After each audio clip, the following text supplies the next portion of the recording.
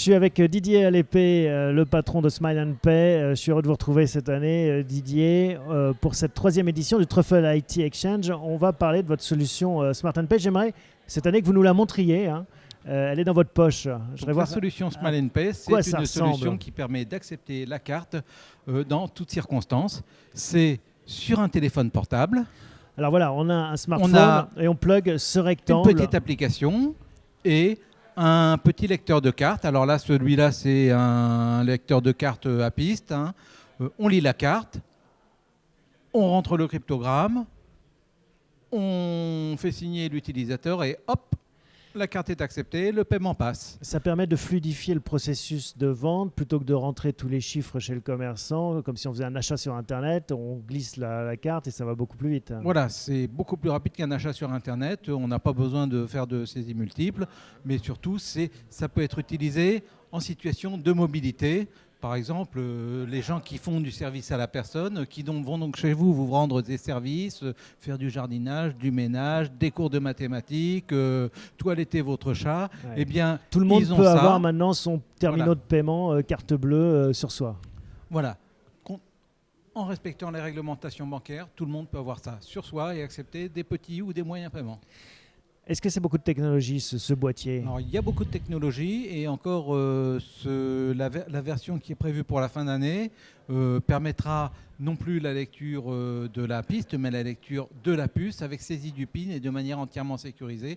Donc là, c'est un petit bijou de technologie sous un volume réduit et avec une sécurité maximum, aussi sécurisée qu'un terminal de paiement dans un magasin.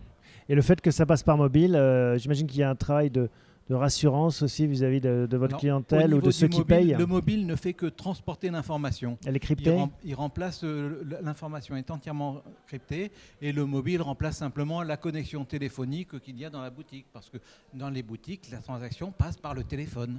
Qu'est-ce qu'achète ça? Donc, on a vu quelques particuliers qui veulent se mettre à leur compte ou permettre ça. Par exemple, on pourrait imaginer les taxis. En France, il y a environ 3 millions de marchands de type commerçant ou artisan. Or, il n'y en a qu'environ 1 million qui est équipé. Et c'est un des les plus forts du monde d'ailleurs. Hein. Mais ça veut dire qu'il y a 2 millions de commerçants qui ne sont pas équipés, qui n'acceptent pas la carte bancaire parce que les tarifications bancaires ou les relations bancaires sur l'acceptation de la carte ne leur conviennent pas, ou que les solutions qui leur sont proposées ne correspondent pas à leur type d'activité spécifiquement mobile. Ça, c'est la solution qui est faite pour eux. Hein, vous faites peu de transactions, c'est forcément la solution la plus économique. Vous faites beaucoup de transactions, on peut en reparler, il n'y a pas de problème, on est très ouvert. C'est un marché qui est très compétitif, hein. Il y a de plus en plus d'acteurs qui s'intéressent à ces moyens de paiement. Comment est-ce que vous allez vous imposer ? Alors, c'est un marché effectivement très compétitif où il y a beaucoup d'acteurs qui s'intéressent à l'acceptation sur téléphone mobile, mais c'est des acteurs qui sont essentiellement étrangers. Par exemple, on a Square aux États-Unis qui a monté ce genre de solution à coût de millions de dollars et qui a des millions de points d'acceptation aux États-Unis avec une technologie qui est beaucoup moins sécurisée parce que la réglementation américaine est beaucoup moins exigeante. Hein. Mais ils ont choisi leur business de développement d'aller se développer avant tout en Amérique, en Amérique du Sud, en Sud-Est asiatique, parce que quand ils sont venus voir en France comment ça se passait, qu'ils ont vu le niveau de réglementation nécessaire, ils se sont dit on ira en France, mais en dernier. On a un peu de temps devant nous.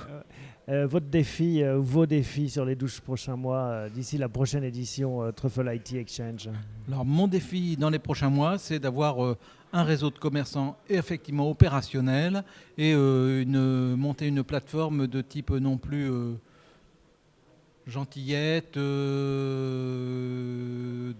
start-up, mais quelque chose de bien industriel qui rend un service conforme aux attentes des marchands, aux exigences des autorités et du milieu bancaire, avec une efficacité parfaite. Parfaite. Merci Didier Alépée, à l'année prochaine.